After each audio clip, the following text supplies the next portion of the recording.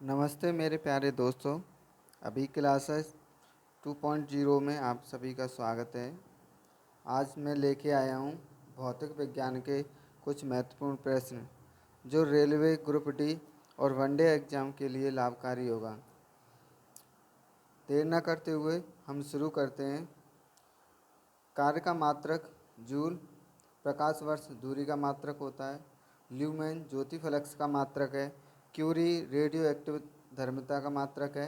पदार्थ के संवेग और वेग के अनुपात को द्रव्यमान कहते हैं। जल में तैरना न्यूटन की गति का तृतीय नियम है।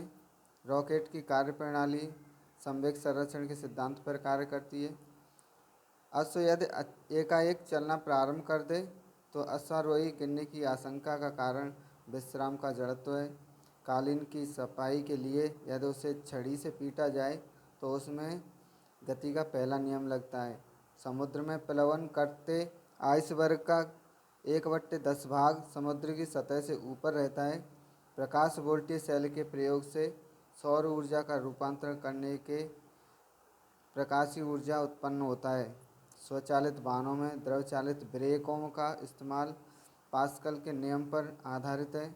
जब दूध को प्रबल ढंग से मथा जाता है तो उसमें अपकेंद्रीय बल लगता है। जेट इंजन रेखिंग संवेग संरक्षण के सिद्धांत पर कार्य करता है। किसी तुल्यकारी उपग्रह की पृथ्वी की सतह से लगभग ऊंचाई 36,000 किलोमीटर होती है। पृथ्वी के गुरुत्वाकर्षण का 1/6 भाग चंद्रमा के गुरुत्वाकर्षण के सबसे नज़दीक है।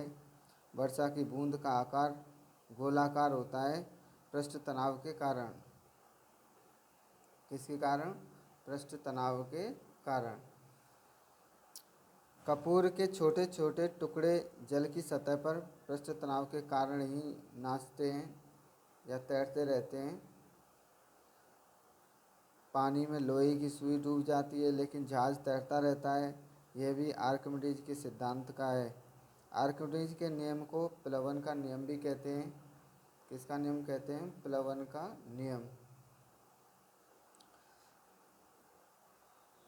1 किलोग्राम द्रव्यमान के पिंड पर कार्यशील पृथ्वी के गुरुत्व बल का सही मान 9.8 न्यूटन होता है। एन का मतलब न्यूटन है। 1 हॉर्स पावर 746 वाट के बराबर होता है। कितने के बराबर होता है? 746 वाट के। लोहे की सुई पानी की सतह पर पृष्ठ तनाव के कारण तैरती रहती है। एक गेंद को क्षैतिज से 45 अंश के कोण पर फेंकने पर अधिकतम दूरी तय कर सकता है। कितने पर? 45 अंश के कोण पर। ब्रह्मगुप्त ने न्यूटन से पहले ही बता दिया था कि सभी वस्तुएं पृथ्वी की ओर गुरुत्वाकर्षित होती हैं। क्रिकेट की गेंद को 45 अंश के कोण से मारा जाना चाहिए ताकि वो अधिकतम दूरी तय कर सके। ऊष्मा एक प्रकार की ऊर्जा है जिसे कार्य में बदला जा सकता है। इसका प्रत्यक्ष प्रमाण रमफोर्ड ने दिया था। किसने? रैमफोर्ड बोलते हैं, इसमें रमफोर्ड लिखा हुआ है। डेवी वैज्ञानिक ने सबसे पहले बर्फ के दो टुकड़ों को आपस में घिसकर पिघला दिया था। किस वैज्ञानिक ने? डेवी ने बर्फ के दो टुकड़े लिए और उनको आपस में घिसकर पिघला दिया था। वाष्प इंजन में उबलते हुए जल का तापमान बॉयलर के अंदर उच्च दाब होता है। बॉयलर के अंदर कैसा होता है? उच्च दाब होता है। तापयुग्म तापमापी सीबेक के प्रभाव पर कार्य करता है। कौन से सिद्धांत पर? सीबेक के प्रभाव पर। क्या? तापमापी सबसे ज़्यादा ताप मापने वाले ये होते हैं, जैसे थर्मोमीटर होता है जो ताप नापते हैं। पूर्ण विकिरण उत्तापमापी, इसको इंग्लिश में टोटल रेडिएशन पायरोमीटर भी कहते हैं। कभी कभी पायरोमीटर लिखा आता है इंग्लिश में। उत्तापमापी की जगह क्या लिखाएगा? पायरोमीटर। तो ये भी स्टीफन के नियम पर आधारित है। पूर्ण विकिरण उत्तापमापी किस पर आधारित है? स्टीफन के नियम पर। दूर की वस्तुएं जैसे सूर्य आदि का ताप किस तापमापी से मापा जाता है? तो अभी बताया पूर्ण विकिरण उत्तापमापी। तो जितने भी हाईएस्ट उत्तापमापी होते हैं यानी हीट नापने वाले के लिए तो उसका प्रयोग करते हैं पूर्ण विकिरण उत्तापमापी। वैसे याद रखना पायरोमीटर ज़्यादातर लिखा आता है, उत्तापमापी नहीं आता है। ओके, आगे चलते हैं।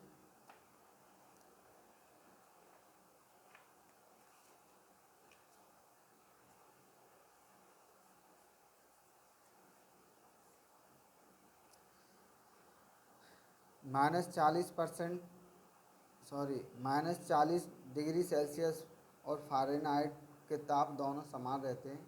बहुत इंपॉर्टेंट क्वेश्चन है ये। पूछा जाता है कि किस टेम्परेचर पर फ़ारेनहाइट और सेल्सियस दोनों का तापमान समान रहता है। तो -40 डिग्री सेल्सियस पे -40 डिग्री जितना भी वो तापमान होता है, तो उस पर दोनों का टेम्परेचर सेम रहता है, सेल्सियस और फ़ारेनहाइट का। 32 डिग्री सेल्सियस पैमाने का 0 डिग्री सेल्सियस फ़ारेनहाइट स्केल के बराबर होता है। अगर 37 डिग्री सेल्सियस है आपके पास, 32 डिग्री सेल्सियस है, तो वो 0 डिग्री फ़ारेनहाइट के बराबर होता है। मानव शरीर का तापमान आपको फ़ारेनहाइट में 98.6 फ़ारेनहाइट होता है, लेकिन सेल्सियस पर तो सभी लोगों को पता होगा 37 डिग्री सेल्सियस होता है ना। दोनों का ध्यान रखना है। मानव का जो फ़ारेनहाइट में जो तापमान होता है वो 98.6 यानी 98.6 फ़ारेनहाइट होता है, और सेल्सियस में 37 डिग्री सेल्सियस। लेकिन ये प्रॉपर ना दे रखा है, लेकिन कभी कभी 36.9 आएगा, तो उस जो 36.9 डिग्री सेल्सियस होता है वो हमारा प्रॉपर मान होता है सेल्सियस में। लेकिन इसको 0.9 है तो 37 की जगह उसको लिख सकते हैं। अति लघु समय अंतरालों को सही सही मापने के लिए परमाणु घड़ियों का प्रयोग करते हैं। एक मनुष्य का तापमान 60 डिग्री सेल्सियस है, तो उसका तापक्रम फ़ारेनहाइट में क्या होगा, तो 140 फ़ारेनहाइट होगा। कितना होगा, 140। देखो ऐसे क्वेश्चनों को कराने के लिए मैं अभी फ़िलहाल तो मैं आपको वन लाइनर क्वेश्चन करा रहा हूँ। जैसे ही मैं आपको, अगर मेरा कंटेंट अच्छा लगता है तो मैं आपके लिए थ्योरिकल क्लास लेके आऊँगा मैं। फिर आपको कोई भी डाउट हो तो मेरे को कमेंट करके बोलो कि अगर मेरे ये चैप्टर मुझसे नहीं हो रहा है तो मैं उस चैप्टर को आपको क्लियर करा के दूँगा, वो भी हैंड रिटन करके। ठीक है, समझा समझा के प्रत्येक साइंस के जितने भी चैप्टर हैं जो इम्पोर्टेंट हैं, जो परीक्षा के दृष्टिकोण से हैं, उन सबको करा के दूँगा मैं। अगर आपको अच्छा लगे वीडियो, तभी आपको लाइक और शेयर करना है और सब्सक्राइब करना है। अगर अच्छा नहीं लगे तो सब्सक्राइब भी नहीं करना है, ना लाइक भी करना है। ओके, चलो आगे बढ़ते हैं। पानी का घनत्व 4 डिग्री सेल्सियस पर अधिकतम होता है। ये भी ध्यान रखना है कि घनत्व की बात की जाए तो 4 डिग्री सेल्सियस पर अधिक होता है, लेकिन आयतन पूछा जाए तो 0 डिग्री सेल्सियस पर रहता है ना। साइकिल के ट्यूब अधिकांशतः गर्मियों में क्यों फट जाते हैं। सभी को पता है गर्मी के कारण ट्यूब फट जाता है। किसके कारण, गर्मी के कारण। किसी झील की सतह का पानी बस जमने ही वाला है, और झील के आधा स्थल में जल का क्या तापमान रहता है, वही 4 डिग्री सेल्सियस ही रहता है, क्योंकि मैं अभी बताया घनत्व होता है। आपने कभी सुना होगा ऐसे कि मछलियाँ अगर जैसे तालाब में अगर ऊपर सतह पर पानी अगर उसमें बर्फ़ में कन्वर्ट हो जाए तो नीचे मछलियाँ जीवित रह जाती हैं। मछलियाँ जीवित इसमें इसलिए रह जाती हैं क्योंकि जो नीचे पानी का स्तर रहता है ना, वहाँ तक वो पानी जम नहीं पाता है, और जिसका तापमान मैं आपको बताऊँ घनत्व के रूप में 4 डिग्री सेल्सियस रहता है। इस वजह से वो पानी कैसा रहता है, पानी के रूप में ही रहता है, वो जम नहीं पाता है, इसलिए मछलियाँ वहाँ पे बच जाती हैं। ठीक है, समझ में आ रहा होगा। ऊष्मा के संचरण की किस विधि में पदार्थ के अणु एक स्थान से दूसरे स्थान तक स्वयं नहीं जाते हैं। चालन। तो चालन, देखो संचरण की 3 विधियाँ हैं। एक तो चालन है, संवहन है और विकिरण है। चालन को चालन में क्या होता है कि जैसे जो भी अणु होते हैं ना, जैसे आपने वो देखा है क्या, वैसे तो घर में आप लोग चाय वगैरह ये कुछ बनाते हो, दूध वगैरह गर्म करते हैं, पानी गर्म करते हैं, तो उसके लिए देखो संवहन का प्रयोग करते हैं। किस किस विधि का, संवहन का। उसमें क्या होता है कि एक अणु दूसरे अणु के पास चले जाते हैं। जैसे आपने पानी गर्म किया तो ये ज़रूरी नहीं कि नीचे का पानी आपका गर्म हो, पहले वो पानी क्या होता है ऊपर से गर्म होते आते हैं, तो उसके अणु है ना ऊपर वाले तो नीचे आते जाते हैं। इस तरीके से रोटेट होके वो पानी गर्म होता है। चालन में क्या होता है, चालन जैसे आपने लोहे की कोई छड़ है, अगर लोहे की छड़ को आप गर्म कर रहे हो और गर्म करने पर आपको पता चला तो एक जगह से आपने वो गर्म किया तो दूसरे किनारे तक भी वो गर्म हो जाता है, देखा होगा आपने। तो वो विधि जो होती है ना वो चालन की विधि होती है। और विकिरण तो आप जानते हो, जो हम लोग सूर्य से जो प्रकाश आता है वो विकिरण की विधि से ही आता है हमारे पास।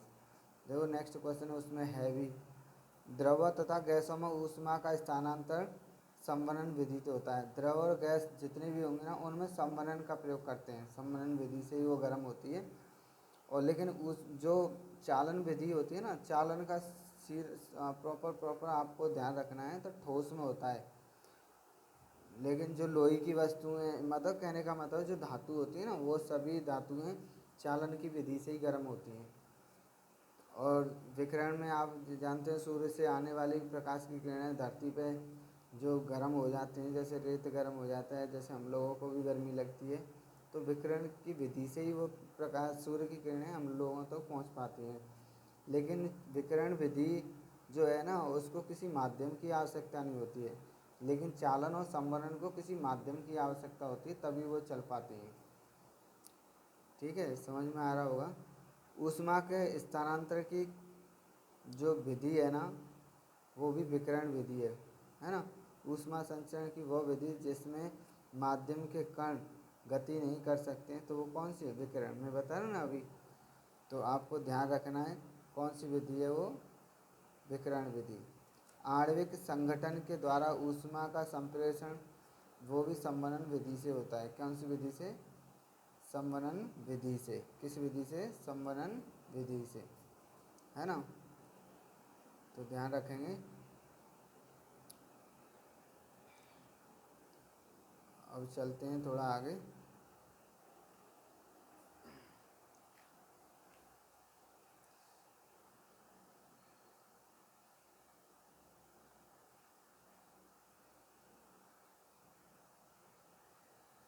कहाँ तक आ गए हम,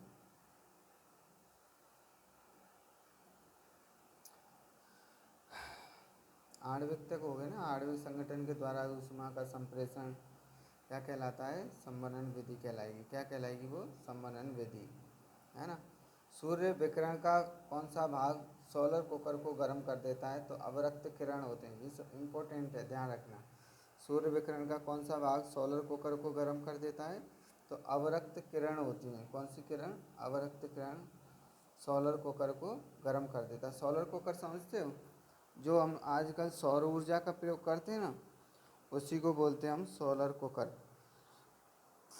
क्या बोलते हैं उसको, सोलर कुकर, है ना। धूप से बचने के लिए छाते में रंग संयोजन कौन सा सबसे उचित है, तो देखो ऊपर तो सफ़ेद होना चाहिए। कैसा कलर होना चाहिए, सफ़ेद, और नीचे काला होना चाहिए, है ना। किस विधि से ऊष्मा स्थानांतरण को न्यूनतम करने के लिए थर्मस फ्लास्क की दीवारों पर कलई की जाती है, तो विकिरण विधि से। किस विधि के लिए, विकिरण विधि के लिए। किसमें सर्वोच्च विशिष्ट ऊष्मा का मान होता है, तो जल में होता है।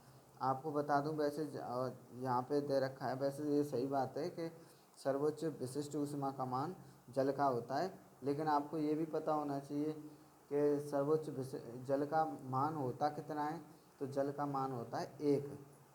विशिष्ट ऊष्मा का मान अगर जल का पूछा जाए कि जल का कितना हम मानते हैं, तो वैसे विशिष्ट ऊष्मा को हम एस से दर्शाते हैं। किससे दर्शाते हैं, एस से। और जब जल की पूछी जाती है विशिष्ट ऊष्मा तो कितनी होती है, तो 1 मानी जाती है। कितनी मानी, क्या मतलब 1 होती है। शुद्ध पदार्थ में कोई अन्य पदार्थ मिला देने पर उसका गलनांक पर क्या प्रभाव पड़ता है, ये सबसे ज़्यादा इम्पोर्टेंट है इसमें। ये कई बार पेपरों में भी पूछा गया है, तो ये भी ध्यान रखना, क्योंकि इसी तरीके के प्रश्न ऐसे होते हैं जो परीक्षा में पूछे जाते हैं।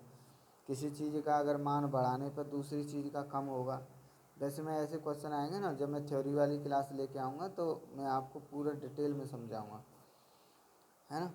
चलो, तो शुद्ध पदार्थ में कोई अन्य पदार्थ मिला देने पर उसका गलनांक क्या हो जाता है, कम हो जाता है या घट जाता है। अपद्रव्यों को मिलाने से गलनांक पर क्या परिवर्तन, अपद्रव्य का मतलब उसमें कोई भी द्रव्य मिला देने में, तो जाहिर सी बात है उसका गलनांक कैसा हो जाएगा, घट जाएगा। चावल को पकाने में कहाँ अधिक समय लगेगा, अब देखो चावल को पकाने में कहाँ अधिक पूछ रहा है, तो माउंट एवरेस्ट पर। देखो माउंट एवरेस्ट का है, हम सीधी सी बात ये समझ लो, अगर हम जा ऊंचाई पर जाते हैं, कहाँ पे जाते हैं, ऊंचाई पर, तो जो उसका वातावरण होता है ना, तो वातावरण में जो हीट होती है ऊपर चल, जैसे जैसे हम जाते हैं तो वहाँ को वायुमंडल दाब होता है ना, वो जैसे जैसे हम ऊपर जाएंगे तो वायुमंडल दाब घटता जाता है। तो वहाँ ऐसे वायुमंडल दाब कम होता है वहाँ पे, माउंट एवरेस्ट पे। जब तुम्हें पता है जब हम कोई खाना बनाते हैं तो खाना बनाने के लिए इस प्रेशर कुकर में जो बनाते हैं तो तभी दाब बनता है, उसे ढक्कन लगाने से तभी तो खाना जल्दी पक जाता है उसमें। तो ऐसे ही जब हम जो धरती से ऊपर जाते हैं, जितने ऊपर जाओगे उतने हमारा वायुमंडल दाब कम होता जाता है। ये यहाँ पे तो आपको माउंट एवरेस्ट को पूछ लिया है, लेकिन कोई भी आए, माउंट एवरेस्ट आए, चाहे हम जहाँ से, कहने का मतलब 1800 जो दे रखा है ना, वैसे तो 18 किलोमीटर से ऊपर जब भी जाओगे तुम, 18 किलोमीटर से ऊपर हम जैसे ही जाते हैं तो उसमें वायुमंडल की मात्रा कम होती जाती है, इसलिए वहाँ पर खाने पकाने में समय अधिक लगता है। किसी द्रव का उसके क्वथनांक से पहले उसके वाष्प में बदलने की प्रक्रिया को क्या कहते हैं, वाष्पीकरण। जैसे अब इसमें तो घुमा फिरा के दिया है, लेकिन कभी भी ध्यान रखना कि जब भी द्रव को हम गर्म करते हैं, क्वथनांक का मतलब बॉइलिंग कर रहे हैं, जब हम द्रव को बॉइलिंग करते हैं तो जाहिर सी बात है जितने भी टेम्परेचर वहाँ पे बॉइलिंग करेंगे तो जाहिर सी बात है वो क्या होगा, वाष्प में बदल जाएगा। किस में बदल जाता है वो, वाष्प में। किस में बदल जाएगा वो, वाष्प में बदल जाता है। तो इसलिए उसको क्या कहते हैं, हम वाष्पीकरण कह देते हैं। क्या कह देते हैं उसको हम, वाष्पीकरण, है ना। चलो आगे पढ़ते हैं।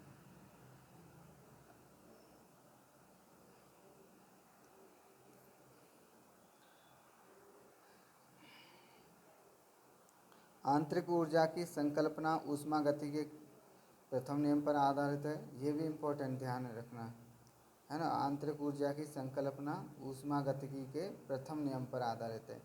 ऊष्मागतिकी का प्रथम नियम ये ऊर्जा संरक्षण की अवधारणा की पुष्टि करता है। किसकी, ऊर्जा संरक्षण की, है ना। ऊष्मागतिकी का जो प्रथम नियम है ना, तो ऊर्जा संरक्षण की अवधारणा की पुष्टि करता है। देखो किस बिंदु पर फ़ारेनहाइट तापक्रम सेंटीग्रेड तापमान का दोगुना होता है, तो फ़ारेनहाइट तापक्रम सेंटीग्रेड तापक्रम का दोगुना होता है। देखो ये क्वेश्चन है, इसको सॉल्व करने के लिए मैं आपको फॉर्मूला बताऊंगा। तो जैसे वैसे तो मैं आपको ओरल बता देता हूँ कि C/5 F-32/9 R/4 होता है ना, और K-273/5, ये 4 फार्मूला है, मतलब एक ही फार्मूला है वन लाइनर का, तो उसी से सॉल्व हो जाता है। जिसका पूछे फ़ारेनहाइट का पूछे तो फ़ारेनहाइट और सेंटीग्रेड लेंगे, है ना। जिसका पूछे उन्हीं को लेते हैं, उन चारों में से। आर का मतलब र्यूमर होता है, के का मतलब केल्विन होता है, सी का मतलब सेल्सियस होता है, एफ का मतलब फ़ारेनहाइट होता है ना। उसी क्वेश्चन से ये सॉल्व हो जाता है। तो कितना होता है इसका मान, तो 160 फ़ारेनहाइट है। कितना हो जाएगा, 160 फ़ारेनहाइट। किसी वस्तु की विशिष्ट ऊष्मा किस पर निर्भर करती है, तो पिंड के द्रव्य पर।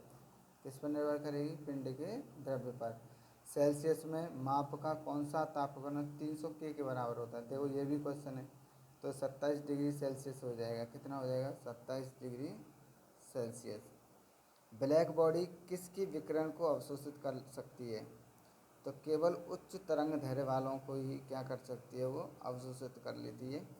और तुम भी जानते हो कि जितने ब्लैक बॉडी होती हैं वो क्या करते हैं, जितनी भी तरंग दैर्घ्य उनको अपनी ओर आकर्षित करती नहीं करती हैं।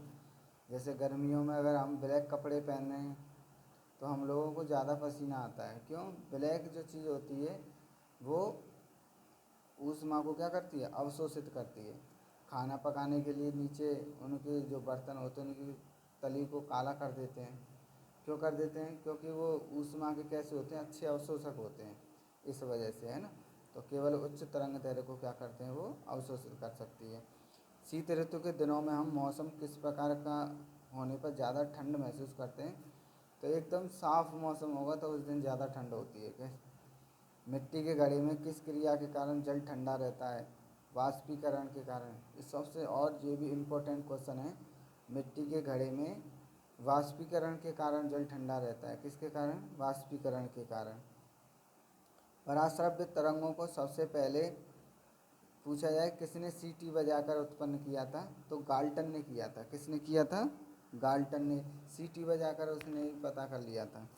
ध्वनि का तारतम्य पूछा जाए किस पर निर्भर करता है? इस बहुत इम्पोर्टेंट है ध्वनि वाला, और आप देख लेना, किसी भी पेपर उठा के देखना, तो रेलवे ने तो बहुत कई बार पूछ लिया ये ध्वनि से रिलेट। मैं ध्वनि का चैप्टर लेके आऊँगा तो आपको फुल डिटेल बताऊँगा। ध्वनि का तारतम्य उसकी आवृत्ति पर निर्भर करता है। किस पर निर्भर करता है? उसकी आवृत्ति पर, है ना। किस पर निर्भर करता है? उसकी आवृत्ति पर। विमानों के आंतरिक भागों की सफाई के लिए किसका उपयोग किया जाता है? तो विमानों के आंतरिक भागों की सफाई के लिए पराश्रव्य तरंगों का प्रयोग किया जाता है। वाहनी क्या है, जितनी भी चीज़ें हैं जो आसानी से साफ़ नहीं होती हैं, उन सभी में पराश्रव्य तरंगों का ही प्रयोग करते हैं, जिससे वो आसानी से साफ़ हो जाती हैं। और ये पराश्रव्य क्या है? ये ध्वनि तरंग है। ये क्या है? ये ध्वनि तरंग है। ठीक है। मनुष्य को ध्वनि कंपन की अनुभूति किस आवृत्ति सीमा में होती है? तो आदमी को जो ध्वनि तरंग के लिए लागू किया गया ना, तो 20 हर्ट्ज से लेके 20,000 हर्ट्ज तक होती है। उसको उस ध्वनि को हम श्रव्य ध्वनि तरंग कहते हैं। और जो 20 हर्ट्ज से कम की ध्वनि होती है उसको अपश्रव्य ध्वनि तरंग कहते हैं, जिनको पशु सुनते हैं। कुत्ते, बिल्ली, चमगादड़, कुत्ते, बिल्ली, ये मतलब पशु है ना, वो लोग बहुत जल्दी सुन लेते हैं। आपने देखा, जैसे आप घर में जा रहे हो, आपके घर में कुत्ता सो रहा हो, तो आप भले ही कितने भी धीरे चलना, जैसे आप चलोगे तो कुत्ता बहुत जल्दी जग जाता है। आपकी पैरों की छूट बिल्कुल आवाज़ कम आएगी ना, तभी भी वो सुन के उसके तुरंत खड़ा हो जाता है और भौंकने लग जाता है। वो जो आवाज़ होती है ना, वो 20 हर्ट्ज से कम में होती हैं, इसलिए उनको सुनने के लिए कुत्ते बहुत जल्दी सुन लेते हैं। और लेकिन 20,000 हर्ट्ज से कौन सुन सकता है? तो उनको सुनने, चमगादड़ होती है ना, उनको चमगादड़ ज़्यादा, उनमें से जो निकालती है, वैसे चमगादड़ के लिए यूज किया गया है। तो उनको पराश्रव्य तरंग बोलते हैं। क्या बोलते हैं उनको? पराश्रव्य तरंग। उनको आदमी नहीं सुन सकता। अगर आदमी के कान पर अगर बजा दिया जाए तो उनके कानों से खून आने लगे, और हो सकता है उनका पर्दा भी फट जाए कान का। लगभग 20, अगला क्वेश्चन है, लगभग 20 डिग्री सेल्सियस तापक्रम पर किस माध्यम में ध्वनि की गति अधिकतम रहती है? लोहा में। अब देखो, अधिकतम की बात करें, भले ही डिग्री सेल्सियस में दे रखा हो या नहीं दे रखा हो, सीधा सीधा पूछ ले कि किस माध्यम में ध्वनि की गति अधिकतम रहेगी, तो लोहे में सबसे ज़्यादा रहती है। तो किस में रहती है? लोहा में, है ना। तो आगे चलते हैं। अभी तो हमारे 68 क्वेश्चन हुए हैं, तो आगे चलते हैं।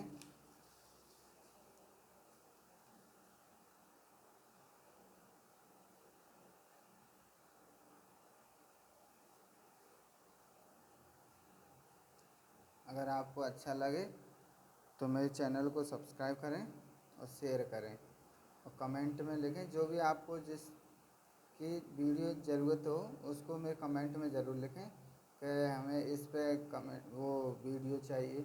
साइंस से रिलेट, वैसे तो मैं पूरा पढ़ाऊँगा आपको, जितने अभी तो ग्रुप डी का होने वाला है, आप देखना तब तक। अगर आप लोग ये ना कहें कि हाँ सर ने अच्छा कराया है, तब बोलना फिर। अगर अभी तो ये मेरी शुरुआत है, और आगे चल के देखना, अभी तो मैं अच्छे अच्छे क्वेश्चन लेके आऊँगा जो आपकी परीक्षा के लिए हेल्पफुल होगा। ध्वनि के किस लक्षण के कारण कोई ध्वनि मोटी या पतली होती है? तो तारत्व पर निर्भर करती है। किस पे? तारत्व। तारत्व में पिच होती है। देखा होगा, लड़कियों की आवाज़ बिल्कुल पतली होती है और आदमी की आवाज़ मोटी होती है। तो ये दोनों तारत्व पर निर्भर करती हैं। किस पर निर्भर करती हैं? तारत्व पर। और मैंने अभी बताया कि तारतम्य किस पर निर्भर करता है, आवृत्ति पर। किस पर निर्भर करता है, आवृत्ति पर।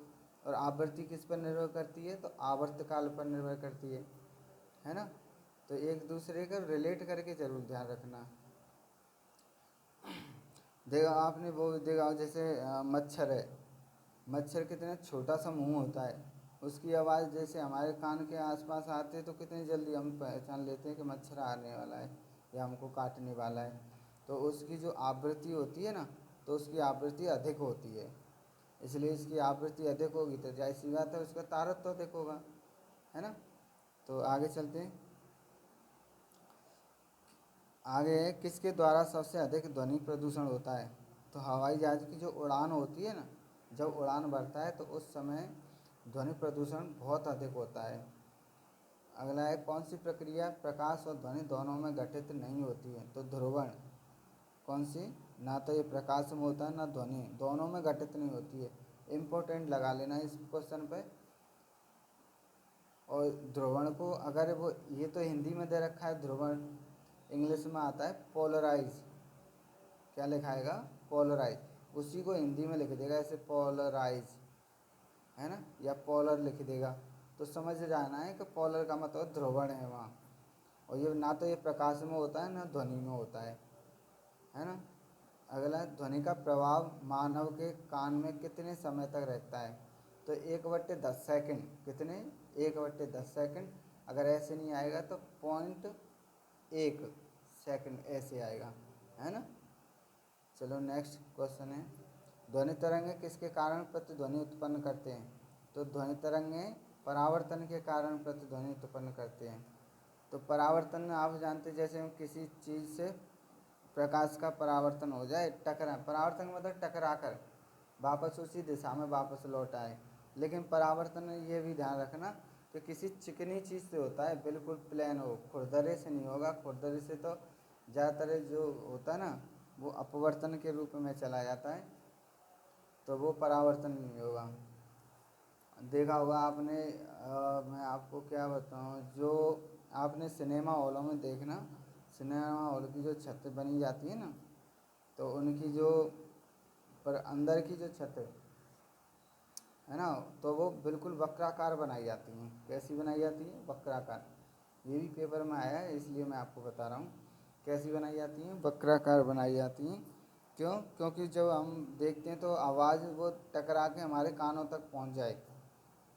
कैसे, सिनेमा जब पिक्चर चलती है तो वहाँ से आवाज़ जो आती है ना, तो उनकी दीवारों से टकरा कर सीधे हमारे कानों तक पहुँच जाए, इसलिए उनकी दीवारों को वक्राकार बनाया जाता है। कैसा बनाया जाता है, वक्राकार।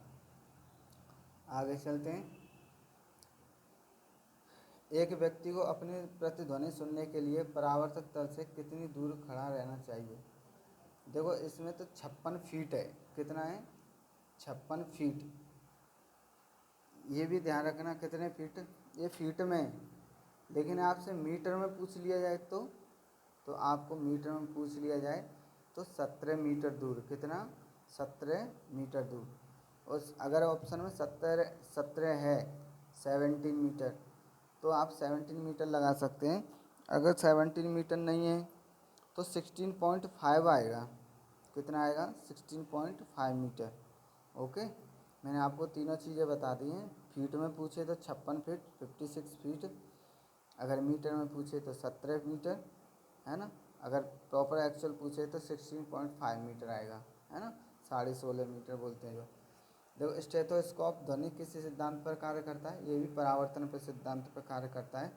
जैसे देखा होगा, जो डॉक्टर होते हैं स्टेथोस्कोप को इनके दो कानों में लगाने वाले, उनको कानों पर लगा लेते हैं, फिर वो धड़कनों की गति को वो चेक करते हैं कि हाँ इनका ऐसा तो नहीं है उनकी धड़कन कम हो गई हो या ज़्यादा हो गई हो। तो जो यूज करते हैं ना, तो उसमें से धक धक की सी आवाज़ रिटर्न होके जाती है, उसी को परावर्तन बोल देते हैं। तो पूछा जाए स्टेथोस्कोप ध्वनि किस सिद्धांत पर कार्य करती है, परावर्तन पर। किस सिद्धांत में, परावर्तन के पर। पास आती रेलगाड़ी की सीटी की आवृत्ति या तीक्ष्णता बढ़ती जाती है, ऐसा किस घटना के कारण होता है, तो डॉपलर प्रभाव के कारण। किसके कारण, डॉपलर प्रभाव के कारण, है ना। कोई भी चीज़ हो जो गति वैसी हो जिसकी आवाज़ हमसे पूछा जाए कि जैसे हमारी तरफ ही पास में आती जा रही है तो उसकी आवाज़ बढ़ती हुई, यानी उसकी सीटी की आवृत्ति या तीक्ष्णता ज़्यादा सुनाई पड़ रही हो, तो इसका पूछा जाएगा किस घटना के कारण है, तो डॉपलर प्रभाव के कारण ऐसा होता है ना। अगला क्वेश्चन है, किस एक प्रकार की तरंग का प्रयोग रात्रि दृष्टि उपकरण में किया जाता है, तो अवरक्त तरंगों का प्रयोग किया जाता है। किसका? अवरक्त तरंगों का। नेक्स्ट, एक जेट वायुयान 2 मैक के वेग से हवा में उड़ रहा है। जब ध्वनि का वेग 332 मीटर प्रति सेकंड है तो वायुयान की चाल कितनी है? अब देखो, ये ध्यान रखना, जो मैक होती है, जितने मैक, और ये मैक सीधी सीधी मल्टीप्लाई करते हैं उनकी ध्वनि के वेग में, वो वही आपकी वायुयान की स्पीड बन जाती है। अब 2 मैक का है, कितने का है? 2 मैक। अब ये मैक क्या होता है, आपको ये भी पता होना चाहिए। मैक वो चीज़ है जिससे हम हवाई जहाज होता है उसकी स्पीड को नापा जाए। किसको? स्पीड को। हवाई जहाज की स्पीड को मैक में ही काउंट किया जाता है। किस में? मैक में। अब इसके मैक में काउंट करते हो, हाँ, ध्वनि की चाल दे रखी है 332 मीटर प्रति सेकंड, तो इसका भी तो मैक का उसमें मल्टीप्लाई करेंगे ना, तो 2 मैक है तो उसका सीधा सीधा 664 मीटर प्रति सेकंड हो जाएगा। नेक्स्ट क्वेश्चन, लगभग 20 डिग्री सेल्सियस के तापमान किस माध्यम में ध्वनि की गति अधिकतम होती है? तो ये दोबारा से रिपीट हो गया है, मैंने अभी बताया। कोई माध्यम से भले ही पूछा है लेकिन टेम्परेचर से कोई फ़र्क नहीं पड़ता है। अगर पूछा है किस माध्यम में ध्वनि की गति अधिकतम होती है, तो लोहा में होती है। किस में होती है? लोहा में। किस में अधिकतम होती है? लोहा में। एक जैव पद्धति जिसमें पराश्रव्य ध्वनि का उपयोग किया जाता है, तो अगर पूछा जाए कि पराश्रव्य ध्वनि का प्रयोग है, तो सोनोग्राफी में करते हैं। किस में करते हैं? सोनोग्राफी में, है ना। पूछा है पराश्रव्य ध्वनि का उपयोग किस में किया जाता है, तो सोनोग्राफी में कराई जाती है। नेक्स्ट है, कौन सी तरंगें शून्य में संचरण नहीं कर सकती? तो ध्वनि तरंगें होती हैं वो क्या करते हैं? शून्य संचरण में नहीं जा सकती हैं। शून्य का मतलब समझ रहे हो? ध्वनि को चलने के लिए किसी न किसी माध्यम की आवश्यकता होती है। अगर आपने सपोज मानो का माध्यम ही नहीं है और आप कह रहे हो माध्यम नहीं है तो ध्वनि उसमें जा सकती है? तो नहीं जा सकती है, सीधी सी बात है ना। और ये भी ध्यान रखना कि ध्वनि को माध्यम तो चाहिए, टेम्परेचर पर डिपेंड करता है क्या? हाँ, डिपेंड करता है। नमी पे डिपेंड, उसकी नमी जितनी होगी और टेम्परेचर होगा तो उस पर डिपेंड करेगी ध्वनि। ओके। वह उपकरण जो ध्वनि तरंगों की पहचान और ऋजु रेखा के लिए, इसके लिए ऋजु रेखा के लिए प्रयुक्त होता है, तो उसको क्या कहते हैं? सोनार। क्या कहते हैं? जो ध्वनि तरंगों की पहचान कर ले और ऋजु रेखा को भी पहचान ले, तो उसको क्या कहेंगे? हम सोनार कहेंगे। क्या कहेंगे? ऋजु रेखा का मतलब आप जानते होंगे तो ठीक है, नहीं, अच्छी बात है। अगर नहीं जानते तो मैं आपको बता देता हूँ। ऋजु रेखा का मतलब होता है, जैसे आपने वो देखा है पानी की जो सिप होती हैं, तो वो पानी की सिप जो होती हैं वो भी आपको सोनार पे ही काम करती हैं। किस पे काम करती है? सोनार पर, है ना। तो नीचे जो भी चीज़ें उनको पता कर लेती हैं वो। नेक्स्ट क्वेश्चन है, प्रकाश तरंग किस प्रकार की तरंग है? तो प्रकाश तरंग एक अनुप्रस्थ तरंग है। कैसी है? अनुप्रस्थ। प्रकाश अनुप्रस्थ है, लेकिन आपको पूछा जाए कि ध्वनि कैसी है, तो ध्वनि आपकी अनुदैर्घ्य तरंग है। कैसी तरंग है? अनुदैर्घ्य तरंग, है ना। ध्यान रखेंगे। प्रकाश, देखो ध्वनि उसमें अनुदैर्घ्य, आधा अक्षर उसमें आ रहा है, आधा अक्षर ध्वनि में आ रहा है, तो दोनों इस तरीके से पहचान लेना। और अनुप्रस्थ में धाधनुष नहीं है, आधा उसमें, आधा सेम सेम है, ध्वनि अनुदैर्घ्य आधा सेम सेम है, ऐसे पहचान लेना, है ना। प्रकाश का तरंग सिद्धांत किसके द्वारा प्रस्तावित किया गया था? तो हाइगेंस के द्वारा किया गया था। कभी कभी आपने सुना होगा कि हाइगेंस का सिद्धांत क्या है, तो हाइगेंस का सिद्धांत वो प्रकाश के तरंग सिद्धांत पर ही लागू किया गया था। किस पे? प्रकाश तरंग, है ना।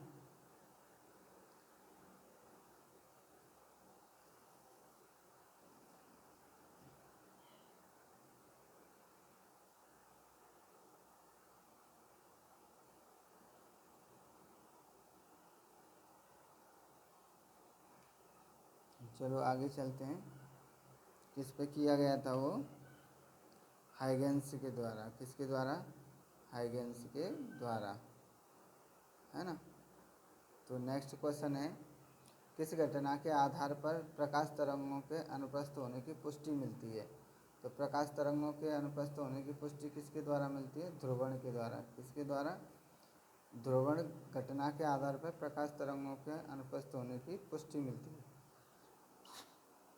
अभी बता रहे हैं ना, प्रकाश तरंग किस पर आधारित होती हैं? तो प्रकाश तरंग होती है अनुप्रस्थ पर, और ध्वनि तरंग होती है अनुदैर्घ्य तरंग पर। किस पे? अनुदैर्घ्य पर, है ना।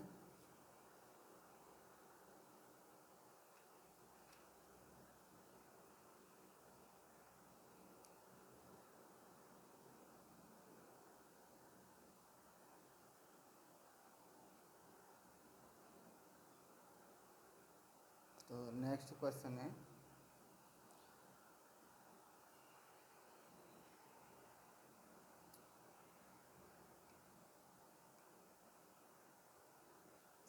प्रकाश के विद्युत चुम्बकीय स्वरूप की खोज मैक्सवेल ने की थी। प्रकाश के विद्युत चुम्बकीय स्वरूप की खोज किसने की? मैक्सवेल ने। ठीक है, मैक्सवेल एक स्क्रू का नियम भी आता है, ऐसे लिखा हुआ है ना। तो ये उसमें अगर पूछा जाए चुम्बकीय तरंगों की खोज या विद्युत चुम्बकीय स्वरूप जो दिया था वो किसने दिया था? तो मैक्सवेल ने दिया था। किसने दिया था? मैक्सवेल ने। किसने सबसे पहले यह दिखलाया है कि प्रकाश तरंगों का विवर्तन होता है? तो प्रकाश तरंगों का विवर्तन पूछा जाए तो ग्रेमाल्डी ने बताया था। किसने बताया था? ग्रेमाल्डी, है ना। ग्रेमाल्डी। किसने बताया था? ग्रेमाल्डी ने, है ना। तो नेक्स्ट है, कौन सी घटना प्रकाश और ध्वनि दोनों में घटित नहीं होती है? अभी ये दोबारा से रिपीट हो गया है। तो ध्रुवणीय है। कौन सा सिद्धांत प्रकाश के तरंग प्रकृति की पुष्टि करता है? तो व्यतिकरण का सिद्धांत। ये इम्पोर्टेंट है, ध्यान रखना। देखो व्यतिकरण आपने, और मैं इसका और एग्जांपल बता दूं, जैसे आपने बुलबुले देखे साबुन के, जैसे आपने कपड़े वगैरह धोते हैं तब आपने देखे होंगे उस झाग के कपड़े उस पर पानी में बुलबुले आ जाते हैं, और उस बुलबुले में आपको रंग बिरंगे रंग दिखाई देते हैं। तो वही व्यतिकरण का सिद्धांत पे ही काम करता है वो, है ना। किसके सिद्धांत पे? व्यतिकरण के पे। इसकी वजह से वो हमें चमकीले से दिखाई देते हैं बुलबुले। चंद्रमा से पृथ्वी तक आने में प्रकाश को लगभग कितना समय लगता है? तो चंद्रमा से पृथ्वी तक आने में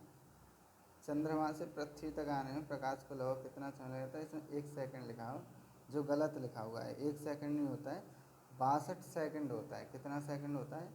62 सेकंड होता है, 62 सेकंड, है ना। ये गलत दे रखा है।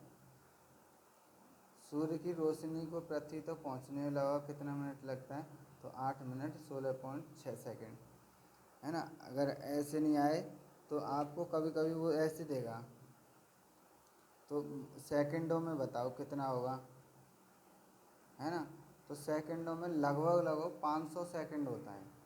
कितना सेकंड लगता है? 500 सेकंड, है ना। 500 से ज़्यादा नहीं बताएंगे, 500 तक ही बता सकते हैं लगभग, ऊपर नहीं बताएंगे। हो सकता है 499 ऑप्शन में सबसे बिग हो तो 499 चले जाएंगे, है ना।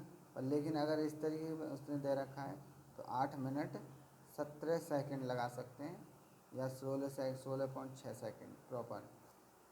वायु में प्रकाश की गति कितनी होती है?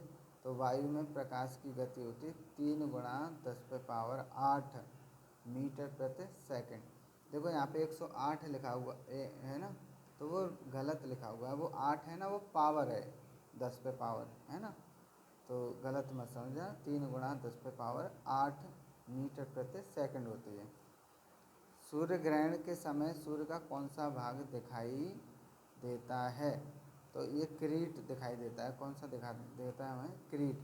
सूर्य ग्रहण के समय पूछा जाए तो हमें कौन सा दिखाई देता है?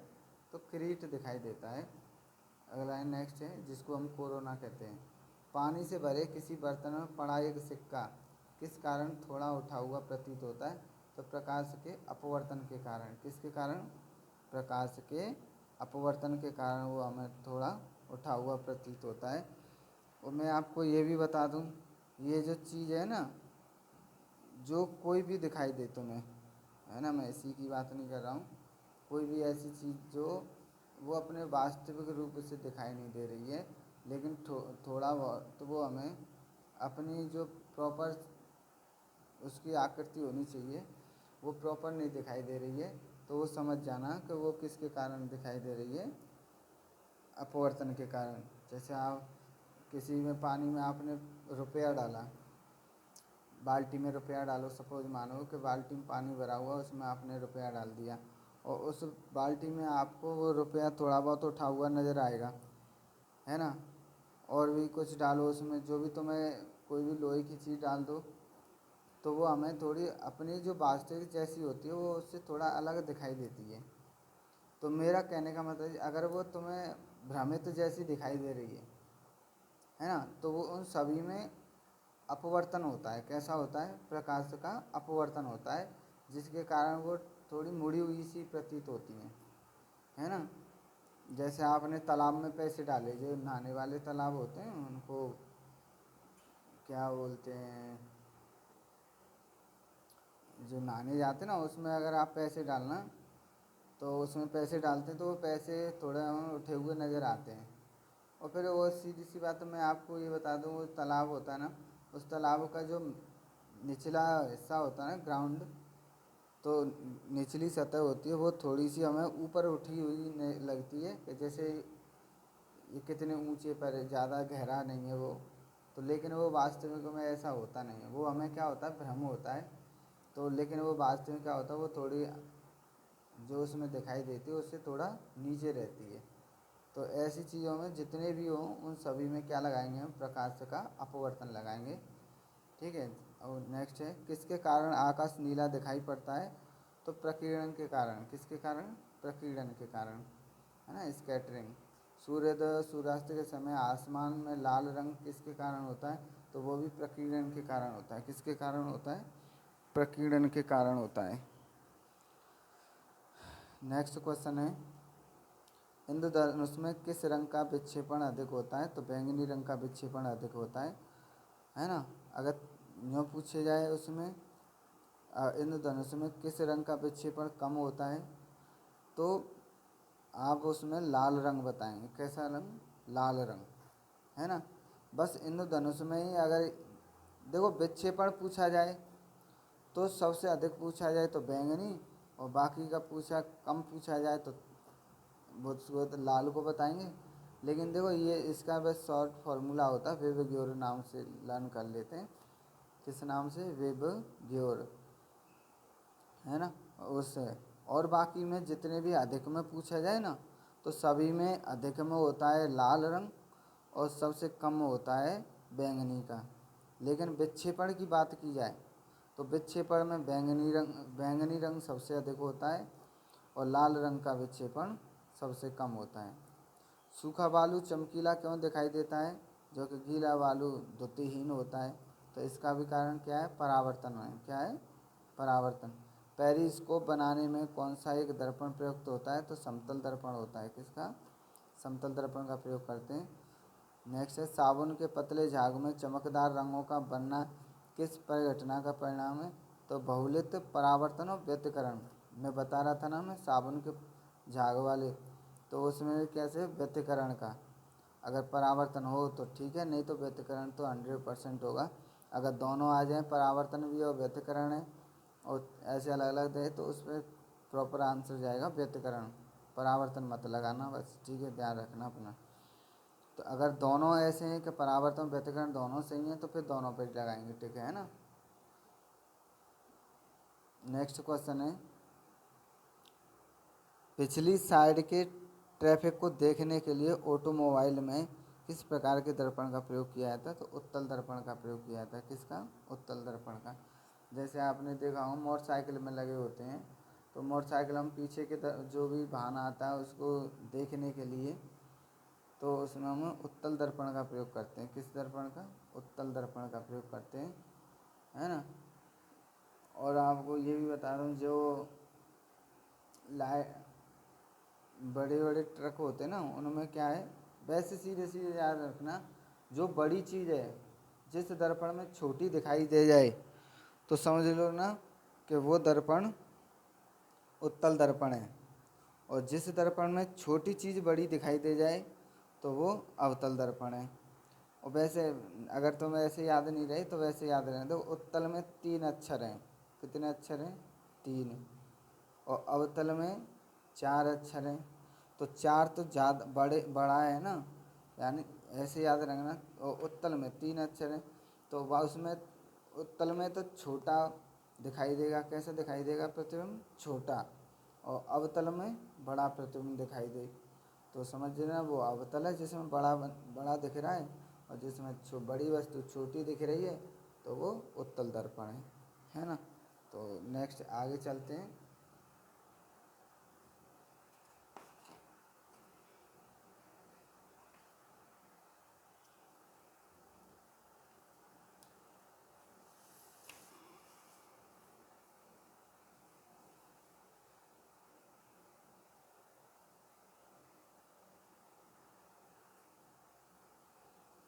वाहनों के अग्रदीपों में किस प्रकार के दर्पण का इस्तेमाल होता है? जो वाहनों में अग्रदीप, जो हेडलाइट बोलते हैं ना, उन हेडलाइटों में परावलयिक दर्पण होता है। कौन सा? परावलयिक, है ना, परावलयिक दर्पण।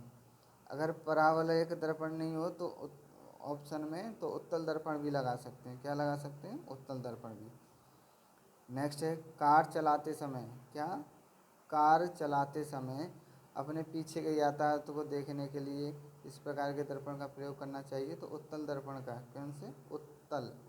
इसमें उत्तर लिखा हुआ है लेकिन हम कौन से दर्पण का प्रयोग करेंगे? उत्तल दर्पण का। मानव आँख की रेटिना पर कैसा प्रतिबिंब बनता है? अगर मानव की आँख है, आदमी की, जो भी मानव है, जैसे कोई भी हो, पशु भी शामिल हो जाते हैं इसमें, उनकी आँखों पे वास्तविक बनता है और उल्टा बनता है, लेकिन वो रिफ्लेक्ट होकर फिर हमें वो सीधा दिखाई देता है। लेकिन खाली रेटिना पे पूछा है कि रेटिना पे कैसा बनता है, तो वास्तविक बनेगा और उल्टा बनेगा, है ना।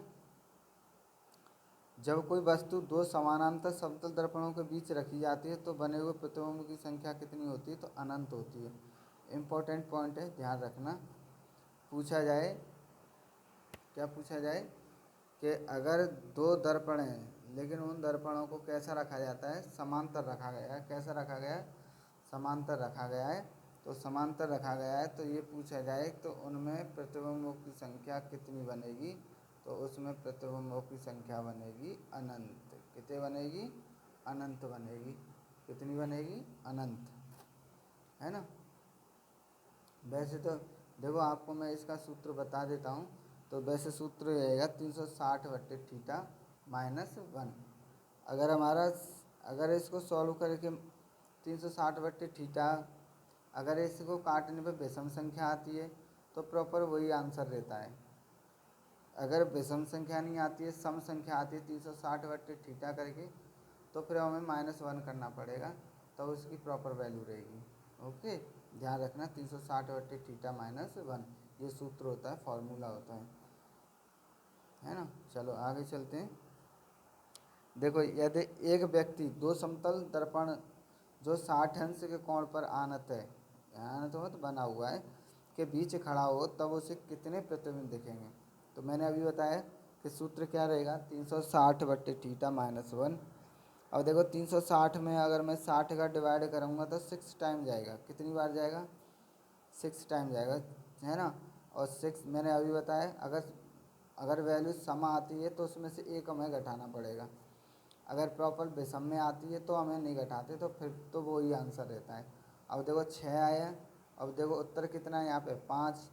तो हमें एक घटाना पड़ेगा ना 6 में से, तो 360/θ -1 करके ये वैल्यू आई है 5, है ना। ध्यान रखेंगे।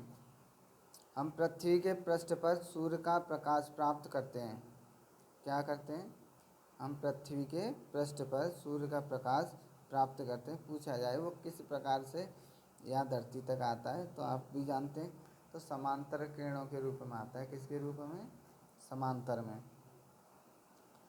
अब देखो अगले, डायोप्टर किसकी इकाई है? डायोप्टर होती है लेंस की क्षमता की। किसकी? लेंस की क्षमता की। और लेंस की क्षमता को निकालने का कोई फॉर्मूला है? हाँ सा है। ऐसा कौन सा है? तो पी बराबर होता है 1/f। लेकिन एफ किस में होगी? जब मीटर में होगी तभी लगाएंगे 1/f। अगर सर एफ सेंटीमीटर में दे रखी हो तब कौन सा फार्मूला यूज करेंगे? तो 1/f की जगह करेंगे 100/f सेंटीमीटर। कितना? 100/f सेंटीमीटर, है ना। तो जो लेंस की क्षमता का मात्रक पूछा जाए तो डायोप्टर होता है। अब लेंस की क्षमता डायोप्टर होता है। अब उसमें प्लस माइनस आ जाए तो सर प्लस क्या दर्शाता है? अगर प्लस में डायोप्टर है तो वो उत्तल लेंस कैसा है? उत्तल लेंस है। अगर माइनस में आता है तो वो अवतल लेंस है। ये ध्यान रखेंगे। अगला है श्वेत प्रकाश कितने रंगों के मेल से बना होता है? तो श्वेत प्रकाश 7 रंगों से मिलकर बना होता है। कितने रंगों से? 7 रंगों से, है ना। वही वेब ग्योर ध्यान रखना आप, वेब ग्योर। अभी तो वन लाइनर क्वेश्चन करा रहा हूँ, जब मैं थ्योरिकल कराऊंगा तब आपको पूरे डिटेल में बताऊंगा, है ना। किस किस रंग का तरंग दैर्घ्य अधिकतम होता है? तो लाल रंग का। देखो अभी आगे मैं तो बता रहा था ना, अगर और सब में किसी में अधिकतम पूछा जाए तो लाल रंग को बताएंगे और कम में पूछा जाए तो बैंगनी को। लेकिन विक्षेपण में बात की जाए कि सबसे अधिक किसका विक्षेपण होता है तो बैंगनी का बताएंगे और सबसे कम बताएंगे लाल रंग का, है ना। किसका बताएंगे? लाल रंग का। अब चलो आगे चलते हैं। सूर्य की किरणों में कितने रंग होते हैं? रंग अगर बात की सूर्य की किरण में कितने रंग तो 7 रंग होते हैं। कितने रंग होते हैं? 7 रंग, है ना। अगला क्वेश्चन है यदि वायुमंडल ना हो तो पृथ्वी से आकाश किस रंग का दिखाई देगा? तो काला दिखाई देता है। कैसा दिखाई देगा? काला। फोटोग्राफिक कैमरे का कौन सा भाग आँख के रेटिना की तरह कार्य करता है? तो फिल्म। कौन सा? फिल्म। इम्पोर्टेंट है, ध्यान रखना। फोटोग्राफिक कैमरे का कौन सा भाग आँख की रेटिना की तरह कार्य करता है? देखो आँख से रेटिना पे तो प्रतिबिंब बनता है, ये ध्यान रखना। ऐसे ही कैमरे में फिल्म बनती है। फिल्म फोटोग्राफिक कैमरा होता है उस तो फिल्म यूज की जाती है। जैसे आँख में रेटिना उसमें फिल्म। और दान करने के लिए पूछा जाए कि आँख में दान करने के लिए कौन से अंग का प्रयोग करते हैं? तो कॉर्निया का प्रयोग करते हैं। किसका? कॉर्निया, आँख में। अगला क्वेश्चन है कैमरे में किस प्रकार का लेंस उपयोग किया जाता है? तो उत्तल लेंस। किसका? उत्तल लेंस का प्रयोग करते हैं कैमरे में। किसमें? उत्तल लेंस कैमरे में। मानव की आंख वस्तु का प्रतिबिंब किस भाग पर बनाती है? अभी बताया था रेटिना पे बनता है। दान करने की बात की जाए तो कॉर्निया और प्रतिबिंब की बात की जाए तो रेटिना पर। और आँख का रेटिना पर कैसा प्रतिबिंब बनता है? तो वास्तविक और उल्टा बनता है, ये ध्यान रखना है ना। चलो आगे चलते हैं। आँख के किस भाग द्वारा आँख में प्रवेश करने वाले प्रकाश की मात्रा नियंत्रित होती है? तो आइरिस। किसके कारण? आइरिस के कारण। देखो आइरिस कहाँ पे होती है? जैसे आप लोग हिंदी मीडियम से हो तो आप लोगों को बता दूं, आइरिस बोलते हैं पुतली को। हिंदी में अर्थ क्या है? पुतली। और पुतली क्या करती है? पुतली से ही हमारी आँख में एंट्री होती है। और आपको ये भी पता होना चाहिए कि जैसे आँख में प्रवेश करता है ना प्रकाश, तो पुतली क्या करती है? जैसे अंधेरा होता है, क्या होता है? अंधेरा।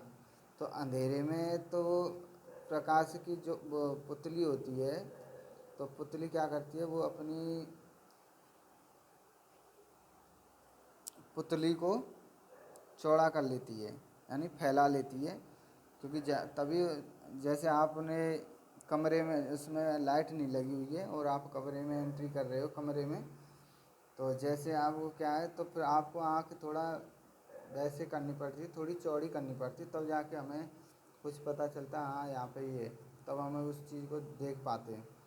और जब उस जगह प्रकाश ज़्यादा हो तब देखना अपने आप आँख ऑटोमेटिक कम हो जाती है देखना। तो वो किस पर निर्भर करता है पूछा जाए तो आँख में पुतली ऐसी चीज़ है जो प्रकाश को कम बढ़ती के रूप में प्रवेश कराती है ना। नेक्स्ट चलते हैं। कौन सी काम करती है? पुतली, जिसको आयरिस कहते हैं। क्या कहते हैं हम? आयरिस। क्या कहते हैं इंग्लिश में? आयरिस। तो देखो नेत्रदान में, किस में? नेत्रदान में दाता की आँख के किस हिस्से को प्रतिरोपित किया जाता है? तो मैं अभी बार बार तुमको बता रहा था। तो पूछा जाए कि हम कौन सी चीज़ को हम दान करते हैं, आँख में से किस अंग को दान करते हैं? तो कॉर्निया को हम दान करते हैं। किसको? कॉर्निया को, है ना। और प्रतिबिंब की बात करें तो रेटिना पे बनता है, और दान की बात करें तो कॉर्निया को। कौन सा? कॉर्निया। नेक्स्ट क्वेश्चन है, स्वस्थ नेत्र के लिए स्पष्ट दृष्टि की न्यूनतम दूरी कितनी होती है? तो 25 सेंटीमीटर होती है। कितनी? 25 सेंटीमीटर। ये ध्यान रखना है, 25 सेंटीमीटर आपको। मैं जब क्वेश्चन कराऊंगा, इनके न्यूमेरिकल कराऊंगा, तो उसमें ये मदद करेगी। सेंटीमीटर 25 सेंटीमीटर है। पूछा जाए कि स्पष्ट दृष्टि की न्यूनतम दूरी कितनी होती है? तो 25 सेंटीमीटर होती है। कितनी? 25 सेंटीमीटर। अगर 25 सेंटीमीटर से ज़्यादा होती है तो उसको मानते नहीं हैं, फिर उसको अनंत मान लेते हैं। कितना मान लेते हैं? अनंत। यदि कोई व्यक्ति दूर की वस्तुओं को स्पष्ट नहीं देख सकता है, कौन सी? दूर की वस्तुओं को नहीं देख पाता है, तो उसकी दृष्टि में कौन सा दोष होगा? तो देख कौन सी लेगा? निकट की को देखता है। जो बस जिस जगह की देख सकता है वही उसमें दोष माना जाता है। अगर वो निकट की देख सकता है, दूर की नहीं देख सकता है, तो उसमें निकट दृष्टि दोष है। जो आदमी दूर की वस्तुओं को देख सकता है और निकट की नहीं देख सकता है, तो उसमें होता है दूरदृष्टि दोष। कौन सा? दूरदृष्टि दोष। अब इनको निवारण के लिए, अगर किसी में दोनों प्रॉब्लम हो, तो जैसे उसको ना तो पास का दिखे ना दूर का दिखे, ना उसको पास का दिखे ना दूर का दिखे, उसको बोलते हैं जरा दृष्टि दोष। कौन सा दोष? जरा दृष्टि दोष। तो इनको निवारण के लिए हम किस तरीके का लेंस का प्रयोग करते हैं? तो इस तरीके के लिए हम लेंसों का प्रयोग करते हैं। तो अगर जिसमें निकट की प्रॉब्लम है, यानी निकट में जो निकट की वस्तुओं को ही देख पाता है, दूर की नहीं देख पाता है, तो उनके निवारण के लिए हम अवतल दर्पण का प्रयोग, अवतल लेंस का प्रयोग करते हैं। और जो दूर की देख ले लेकिन पास की नहीं देख पाए, तो उसके लिए यूज करते हैं हम उत्तल दर्पण। कौन सा दर्पण? उत्तल दर्पण, वो उत्तल लेंस, सॉरी। किस लेंस का प्रयोग करते हैं? उत्तल लेंस का, है ना। अगर पूछा जाए, आपसे पूछा जाए कि भाई साहब, अगर ना तो उसको दूर की दिखाई दे रही है ना पास की दिखाई दे रही है, तो उसमें मैंने आपको रोग तो बता ही दिया, उसको कौन सा? जरा दृष्टि दोष है ना। कौन सा? जरा दृष्टि दोष। तो ये बताओ कि उस जो नहीं दिखाए, तो उनको सही करने के लिए हम कौन सा लेंस का प्रयोग करें? तो द्विफोकल का लेंस हमें यूज करना पड़ेगा, जिसमें उत्तल लेंस भी हो और अवतल लेंस भी हो, है ना। तो दोनों का प्रयोग करना पड़ता है मिक्स, तब जाके वो इंसान देख पाता है। चलो आगे देख। दूरदृष्टि दोष से पीड़ित व्यक्ति के चश्मे में कौन सा लेंस होता है? अभी बताया मैं। दूर के में कौन सा प्रयोग करेंगे हम? उत्तल लेंस, है ना। चश्मा प्रयुक्त करने वाले व्यक्ति को सूक्ष्मदर्शी का प्रयोग किस प्रकार करना चाहिए? उन्हें चश्मा पहने रहना चाहिए। क्या? चश्मा पहने रहना चाहिए। अब देखो, चश्मा प्रयुक्त करने, सूक्ष्मदर्शी में मैंने बताया कौन सा लेंस होता है ना। तो उसमें लेंस जो भी बताए वो रहेगा, और आँखों पे उसके डिपेंड करेगा कौन सा चश्मा है। अगर उसके दोनों चश्मे सेम रहे तो उसमें अच्छा दिखेगा, है ना। तो उनको टालना नहीं चाहिए। नेक्स्ट है, एक मनुष्य 1 मीटर से कम दूरी की वस्तु स्पष्ट नहीं देख सकता है, तो वह व्यक्ति किस दोष से पीड़ित है? तो देखो, 1 मीटर की बात चल रही है, लेकिन आपको अभी बताया कि स्पष्ट दृष्टि की न्यूनतम दूरी कितने को होनी चाहिए? 25 सेंटीमीटर होनी चाहिए। कितनी? 25 सेंटीमीटर। और आपसे ये भी पूछ लिया है कि हमें जो पुस्तक पढ़ते हैं, वो पुस्तकों को पढ़ने के लिए एक स्पष्ट दृष्टि की न्यूनतम दूरी कितनी होनी चाहिए? तो 25 सेंटीमीटर ही होनी चाहिए। कितनी? 25 सेंटीमीटर। उससे ज़्यादा दूर रखेंगे थोड़ा हमें धुंधला सा दिखाई देगा, है ना। जिनकी आँखें ज़्यादा अच्छी हैं तो उनको तो थोड़ा सा दूर और चलता है, लेकिन 1 मीटर तक नहीं चलेगा, है ना। तो उनमें दूरदृष्टि दोष होता है। कौन सा होता है? क्योंकि 1 मीटर थोड़ा ज़्यादा हो गया ना 25 से। तो इस वजह से वो दूर की वस्तु तो देख ले रहा है पर पास की वस्तुएं नहीं देख पाता है, तो इस वजह से वो दूरदृष्टि दोष हो जाता है। घड़ी साज घड़ी के बारीक पुर्जों को देखने के लिए, जो घड़ी होते हैं उनके बारीक पुर्जे होते हैं छोटे छोटे, उनको देखने के लिए किसे आवर्धक लेंस का, कौन सा का आवर्धक लेंस।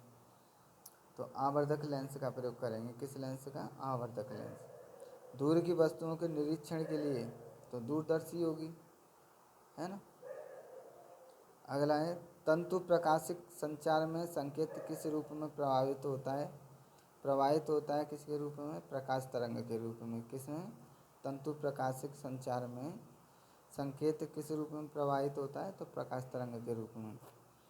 कांचों में से कौन सा एक परावैंगनी किरणों का विच्छेदन कहलाता है, क्या विच्छेदन कर सकता है, क्या कर सकता है, विच्छेदन कर सकता है। तो वो क्या होता है, क्रुक्स कांच होते हैं। कौन सा कांच होता है, पूछा जाए कि परावैंगनी किरणों का विच्छेदन कौन सा कांच कर सकता है, तो परावैंगनी किरणों का विच्छेदन होता है क्रुक्स कांच। कौन सा, क्रुक्स कांच। मैं कांचों के बारे में बताऊंगा, कांचों से एक क्वेश्चन आता है ना। फ्लिंट कांच होता है, क्रुक्स कांच होता है, और ज़्यादातर फ्लिंट और क्रुक्स कांचों से ही पूछ लिया जाता है ना। प्रकाश के प्रकारों में से किनका पौधे द्वारा तीव्र अवशोषण होता है, तो नीला और लाल। कौन सा, नीला और लाल, इम्पोर्टेंट है, ध्यान रखना आप सभी लोग। प्रकाश के प्रकारों में से किनका पौधे द्वारा तीव्र अवशोषण होता है, तो नीला और लाल। और ये भी पूछा जाता है कि जो ये सिंथेसिस होती है ना, प्रकाश संश्लेषण की क्रिया, तो उसमें किस रंगों का प्रयोग किया जाता है, सबसे अच्छा माना है तो नीला और लाल को ही माना जाता है। किसको, नीला और लाल को ही, है ना। नेक्स्ट है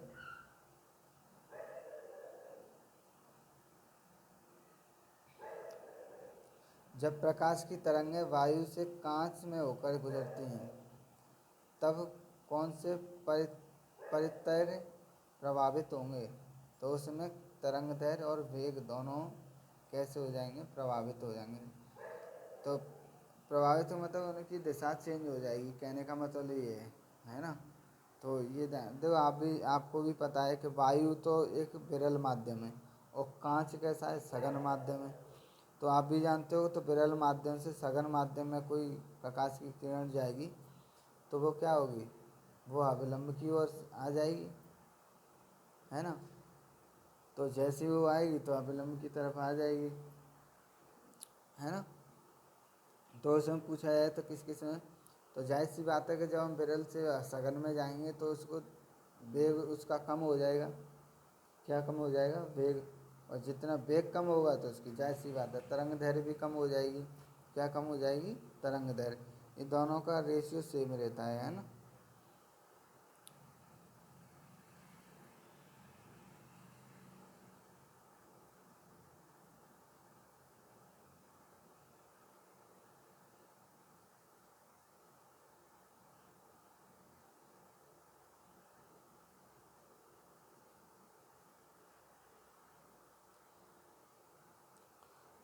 अगला क्वेश्चन है निकट दृष्टि कोण दोष दूर करने के लिए कौन सा लेंस उपयोग में लाया जाता है। देखो मैं निकट दृष्टि दोष के लिए कौन सा बताया था, अवतल लेंस, कनकेव। और कनकेव को नतोदर बोलते हैं, ये उसका दूसरा नाम है नतोदर, है ना, नतोदर कनकेव। और वैसे उसको उत्तल को बोलते हैं, उत्तल लेंस को बोलते हैं कॉन्वेक्स। कौन सा, कॉन्वेक्स, है ना लेंस। कंकेव अवतल लेंस और कॉन्वेक्स उत्तल लेंस होता है। अवतल लेंस हमेशा किस प्रकार का प्रतिबिंब बनाते हैं, तो आभासी प्रतिबिंब बनता है। कैसा, आभासी प्रतिबिंब। देखो दर्पण और लेंस दोनों में अंतर है और मैं दोनों के बारे में आपको बताऊंगा, पर दोनों के जस्ट अपोजिट होते हैं, ये भी ध्यान रखना है। अवतल लेंस में आभासी और प्रतिबिंब बनता है, तो उत्तल दर्पण में आभासी प्रतिबिंब बनता है ना। अगर पूछा जाए कि उत्तल लेंस में कैसा बनेगा, तो वास्तविक बनेगा। कैसा बनेगा, वास्तविक। और लेकिन वास्तविक महाकांश अवतल दर्पण में वास्तविक बनता है। ठीक है, एक दूसरे के जस्ट अपोजिट है। और अवतल लेंस में पूछा जाए प्रतिबिंब कैसा बनेगा, सीधा का उल्टा, तो सीधा बनता है। और अवतल लेंस में पूछा जाएगा अवतल दर्पण में कैसा बनता है, तो वास्तविक बनेगा लेकिन उल्टा बनेगा, है ना। तो जस्ट अपोजिट हैं दोनों, लेंस और दर्पण में। नेक्स्ट क्वेश्चन, संचार में प्रयुक्त फाइबर ऑप्टिक केवल किस सिद्धांत पर कार्य करता है, तो प्रकाश के पूर्ण आंतरिक परावर्तन पर। बहुत इंपॉर्टेंट क्वेश्चन है ये, कि संचार में प्रयुक्त फाइबर ऑप्टिक केवल किस सिद्धांत पर कार्य करता है, तो प्रकाश के पूर्ण आंतरिक परावर्तन पर कार्य करता है। किसमें, प्रकाश के पूर्ण आंतरिक परावर्तन पर। और प्रकाश के पूर्ण आंतरिक परावर्तन के कारण ही हमें तुम जो भी चीज़ें भ्रम वाली चीज़ें होती हैं जो प्रकाश के कारण हमें दिखाई देती हैं, वो सभी प्रकाश के पूर्ण आंतरिक परावर्तन के कारण दिखाई देती हैं। जैसे आपने सुना होगा कि रेगिस्तान में हमें जिस जगह पानी नहीं होता उस जगह पानी जैसा दिखाई देता हमें, है ना। उसमें लाइट सी चमकती हुई नज़र आती है हमें, है ना। तो वो सभी किसके कारण होते हैं, प्रकाश के पूर्ण आंतरिक परावर्तन के कारण होते हैं, है ना। मृगच्छिका, तो वो सभी प्रकाश के पूर्ण आंतरिक परावर्तन के कारण दिखाई देता है। लेकिन उनसे भी ज़्यादा इम्पोर्टेंट यही है, फाइबर ऑप्टिकल की पूछा जाए कि फाइबर ऑप्टिकल किस सिद्धांत पर कार्य करता है, तो प्रकाश के पूर्ण आंतरिक परावर्तन पर कार्य करता है। श्वेत प्रकाश को नली में कैसे पैदा करते हैं, तो श्वेत प्रकाश को नली में तंतु को गर्म करके, किसको, तंतु उसको गर्म कर लेते हैं, तब उसको नली में होके गुजारा जाता है। प्रकाश की गति किसके बीच से जाते हुए न्यूनतम होती है, तो कांच से। किससे, कांच से, है ना, विरल से सघन की ओर जाए तो। किस तिथि को दोपहर को आपकी छाया सबसे छोटी होती है, तो 21 जून को। किसको, 21 जून को दोपहर को आपकी छाया सबसे छोटी होगी, क्योंकि उस दिन क्या होता है, दिन रात सेम हो जाते हैं, है ना। तो दोपहर, वैसे तो और भी दिन में अगर पूछा जाए कितने बजे, तो दोपहर में 12 बजे, है ना। तो हमारी छाया जस्ट हमारे पैरों में ही बनती, नीचे दिखाई नहीं देती है, और बाकी के टाइम में आगे पीछे होंगे तो परछाई हमारी इधर उधर दिखाई देगी। नेक्स्ट है, फोटोन किसकी मूलभूत यूनिट या मात्रा है, तो प्रकाश की होती है। फोटोन किसकी, प्रकाश की। इम्पोर्टेंट है ये भी पॉइंट। विकिरण की कण प्रकृति की पुष्टि किससे की जाती है, तो प्रकाश वैद्युत प्रभाव के कारण। इसके कारण, प्रकाश वैद्युत प्रभाव के कारण। विकिरण की कण प्रकृति की पुष्टि किसके द्वारा की जाती है, तो प्रकाश वैद्युत प्रभाव के कारण होती है। किसके, प्रकाश वैद्युत प्रभाव के कारण, है ना।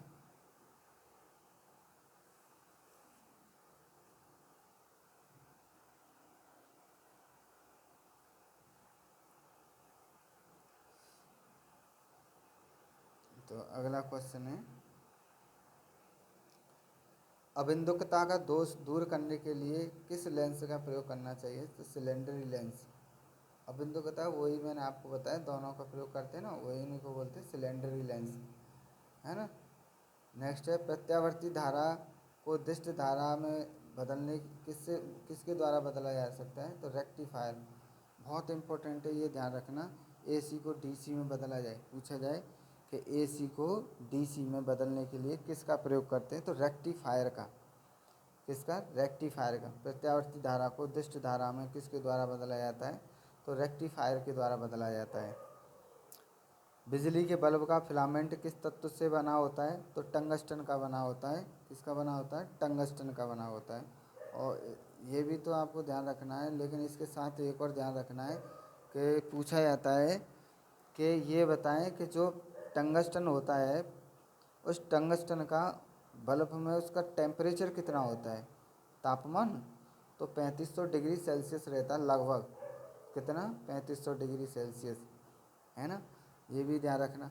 और आपको दूसरी चीज़ ये भी बता दूं, तो आपको इम्पोर्टेंट ये भी ध्यान रखना है, पूछा जाए कि जो घरों में जो पानी, वो घरों में जो लाइट की सप्लाई होती है वो कितने वोल्ट तक होनी चाहिए, तो हमारे जो भारत में रखा गया है उसका जो माप है वो 50 वोल्ट होना चाहिए। कितना होना चाहिए, 50 वोल्ट।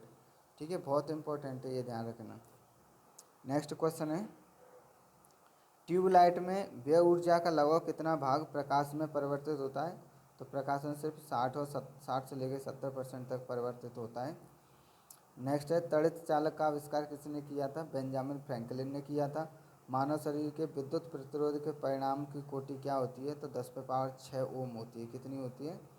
10⁻6 ओम, है ना। कितनी होती है? 10⁻6 ओम। अगर सूखे की पूछी जाए तो 10,000 होती है। कितनी होती है? 10,000।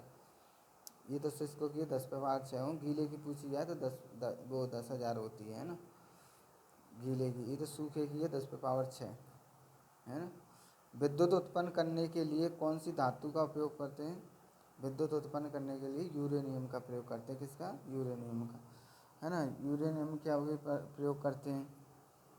और यूरेनियम क्या आपको पता हुआ और कहीं प्रयोग करते हैं? हाँ करते हैं। कहाँ पे करते हैं ऐसा? जो बम बनाते हैं ना, तो उन परमाणु बम इनमें भी प्रयोग करते हैं इनका।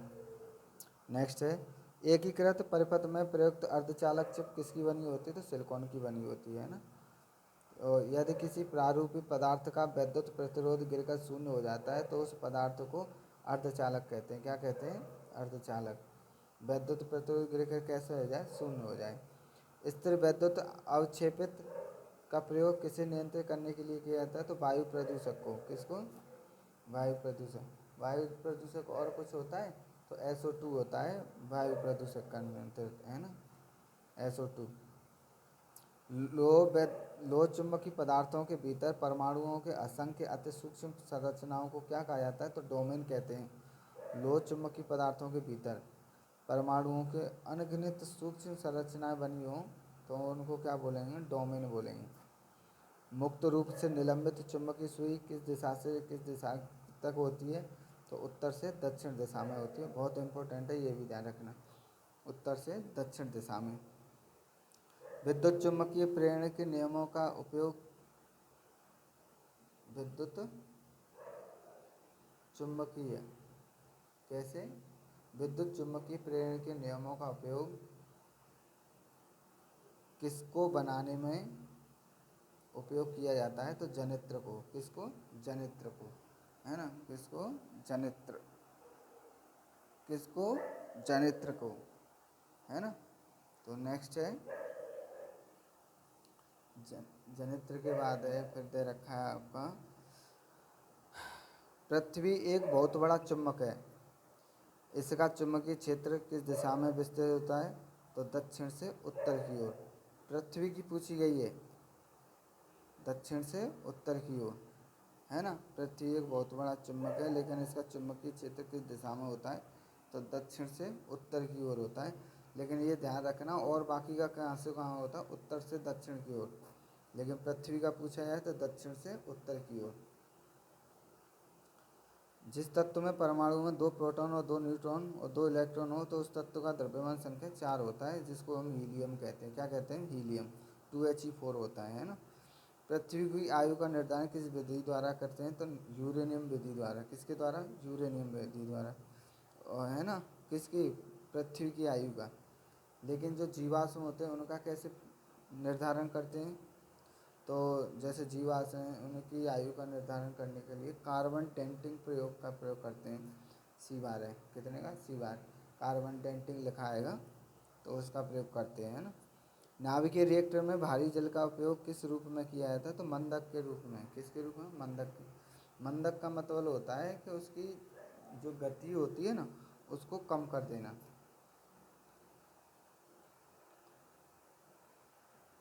है ना। तो आगे चलते हैं।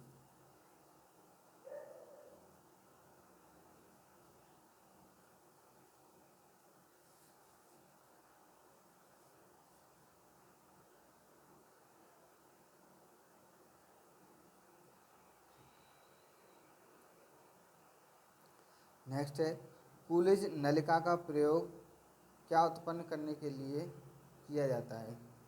तो कूलिज जो नलिका होती हैं उनका जो प्रयोग करते हैं ना, तो उनको एक्स किरणें, क्या? एक्स किरणें उत्पन्न करने के लिए किया जाता है, जो कूलिज नलिका होती हैं। परमाणु बम में विस्फोट में भारी मात्रा में ऊर्जा किसके कारण करती है?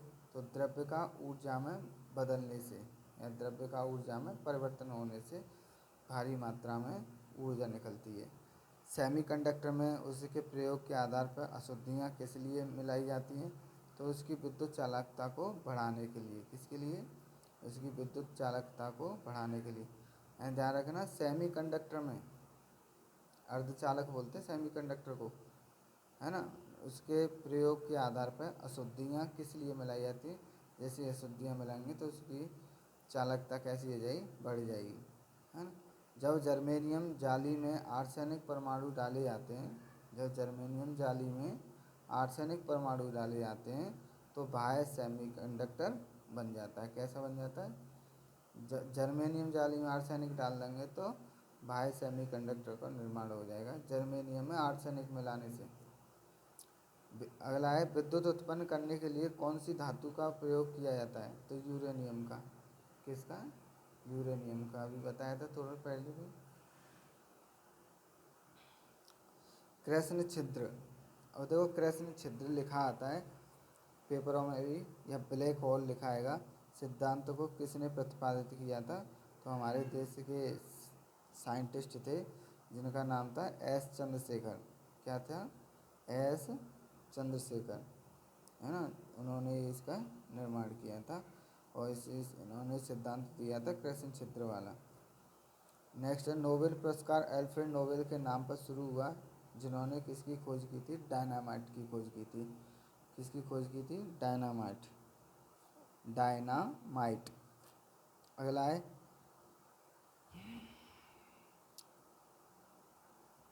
पूछा जाए कि हवाई जहाज का आविष्कार किसने किया था? तो हवाई जहाज का आविष्कार राइट ब्रदर्स ने किया था। किसने किया था? राइट ब्रदर्स ने। इलेक्ट्रॉन सूक्ष्मदर्शी का आविष्कार किसने किया था? तो नॉल और रूस्का ने किया था। इलेक्ट्रॉन सूक्ष्मदर्शी इम्पोर्टेंट है, ध्यान रखना। इलेक्ट्रॉन सूक्ष्मदर्शी का आविष्कार किसने किया था? तो नॉल और रुस्का ने किया था इलेक्ट्रॉन सूक्ष्मदर्शी का। नेक्स्ट है, मेडिकल डॉक्टर्स या व्यवसायिकों द्वारा किस उपकरण का उपयोग किया जाता है? तो स्टेथोस्कोप का प्रयोग करते हैं। किसका प्रयोग करते हैं? स्टेथोस्कोप का। नेक्स्ट है, महासागर में डूबी हुई वस्तुओं की स्थिति जानने के लिए हम किस यंत्र का प्रयोग करते हैं? तो सोनार का। मैंने बताया ऋजुरेखीय मार्ग में चलती है सोनार। कौन से हैं? ऋजुरेखीय। और लेकिन जो हवाई जहाज, जो भी जहाज होते हैं, उनके लिए कौन सी किरण का प्रयोग होते हैं? उसमें करती है हम, इसमें तो सोनार का हो गया, पानी के लिए सोनार का प्रयोग करते हैं। उसके लिए प्रयोग करते हैं रडार का। किसका? रडार। सूर्य की किरणों की तीव्रता मापने वाले उपकरण को हाइग्रोमीटर कहते हैं। क्या बोलते हैं? हाइग्रोमीटर। सूर्य की किरणों की तीव्रता मापने वाले उपकरण को हाइग्रोमीटर कहते हैं।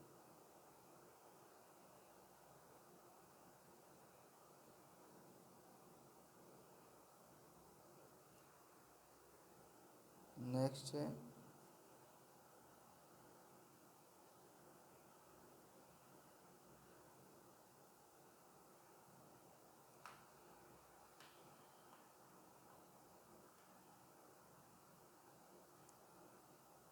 एक उड़ते हुए चक्के की प्रति सेकंड घूर्णन किससे मापी जाती है? तो स्ट्रोबोस्कोप। किसके द्वारा? स्ट्रोबोस्कोप। एक उड़ते हुए चक्के की प्रति सेकंड घूर्णन किससे मापी जाती है? स्ट्रोबोस्कोप। तो जैसे आपने देखा हो, जो ट्रैफिक पुलिस वाले होते हैं उन पर भी इस तरीके से एक मीजर करने वाला होता है, उनकी स्पीड मतलब 40 से ज़्यादा चला के लाएँ या उससे कम लाएँ तो वो पहचान लेते हैं उसका प्रयोग करके।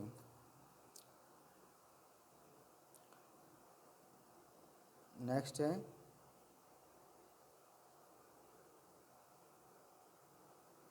कौन सा उपकरण चिकित्सकों द्वारा इस्तेमाल किया जाता है? तो वो स्टेथोस्कोप, सभी को पता है। चंद्रा एक्सरे दूरबीन का नाम किस वैज्ञानिक के सम्मान में रखा गया है? तो एस चंद्रशेखर के नाम पे रखा गया है। चंद्रा का मतलब चंद्रशेखर। साइक्लोट्रॉन किसको त्वरित करने के लिए प्रयुक्त किया जाता है? तो परमाणु को साइक्लोट्रॉन किसको त्वरित करने के लिए प्रयोग, साइक्लोट्रॉन का परमाणु को त्वरित करने के लिए। पायरोमीटर किसके मापने प्रयुक्त है, उच्च तापमान को। कूलिज नलिका का प्रयोग क्या उत्पन्न करने के लिए किया जाता है, एक्स किरणें। अभी थोड़ी देर पहले ही बताया मैंने कि कूलिज नलिका का प्रयोग किसके मापने में किया जाता है, तो एक्सरे किरणों का, किसके, एक्सरे किरणों का प्रयोग करने, है ना। तो ये हमारे कुछ इम्पोर्टेंट क्वेश्चन थे जो आपको अच्छे लगे होंगे। अगर आपको अच्छे लगते हो तो मेरे चैनल को सब्सक्राइब करें और कमेंट करें और लाइक करें। अगर आपको यहाँ से आगे अच्छी वीडियो चाहिए तो मैं आपके लिए बिल्कुल विज्ञान के कुछ महत्वपूर्ण इम्पोर्टेंट चैप्टर हैं जो पेपर में आने वाले हैं, उनके लिए मैं वीडियो बनाऊंगा और प्रॉपरली उनको एक्सप्लेन करके बताया जाएगा आपको, जो सभी वनडे एग्ज़ाम के लिए लाभकारी होगा। तो मैं यहीं तक आपको लगभग 175 के लगभग या 200 के लगभग मैंने आपको क्वेश्चन कराए होंगे। तो धन्यवाद, शुभ रात्रि।